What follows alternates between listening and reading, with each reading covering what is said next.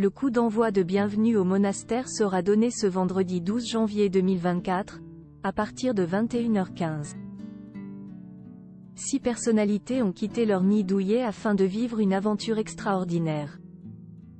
Le tournage s'est déroulé dans une région très prisée par les stars. La suite après la publicité, c'est une nouvelle émission, qui comporte 6 épisodes, qui devrait attirer le grand public.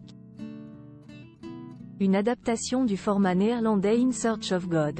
Ce vendredi 12 janvier 2024, C8 diffuse le premier épisode de Bienvenue au monastère, un programme présenté par Alessandra Martin.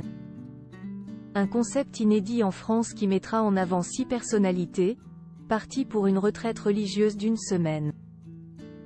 Même s'ils n'ont pas fait le déplacement pour profiter de la plage et bronzer, les candidats ont eu l'occasion de découvrir un lieu de tournage sublime. Une région qui a du succès. Fabienne Cara, Clara Morgan, Delphine Vespizer, Simon Castaldi, Paul Elkarat et Jean-Marc Généreux ont accepté de participer à une émission hors du commun. Tous se sont rendus au couvent catholique de Corbara et ont ainsi pris l'avion direction la Corse. Nul doute qu'ils ont tous été époustouflés par le paysage en arrivant. Comme le décrivent nos confrères de Libération, édition de ce vendredi, ils ont pu apercevoir la mer Méditerranée au loin. Le monastère est en outre entouré d'oliveraies et se croche discrètement à la montagne. C'est dans la région naturelle de Haute-Corse-la-Balagne qu'a été tournée l'émission Bienvenue au monastère. Un coin de l'île de beauté connu pour être très prisé des stars. Des acteurs, chanteurs ou hommes politiques y ont acheté de sublimes maisons, entre Lumio et Monticello. Muriel Robin passe en effet ses vacances en Corse, dans sa propriété à Lumio.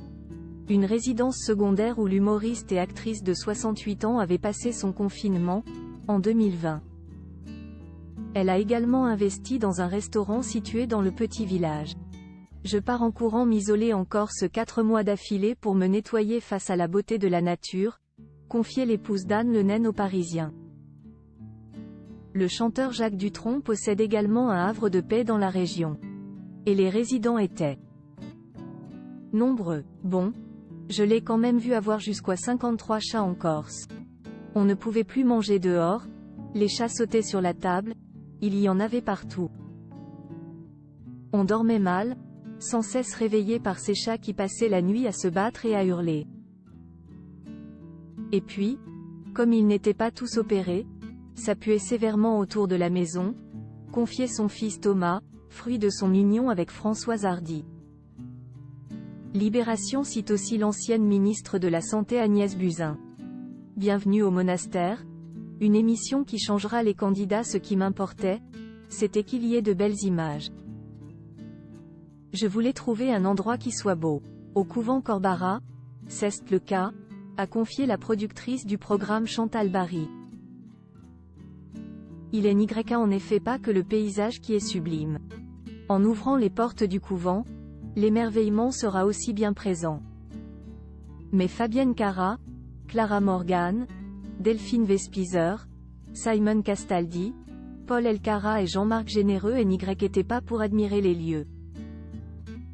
Ils y ont résidé durant 1 semaine pour une retraite religieuse.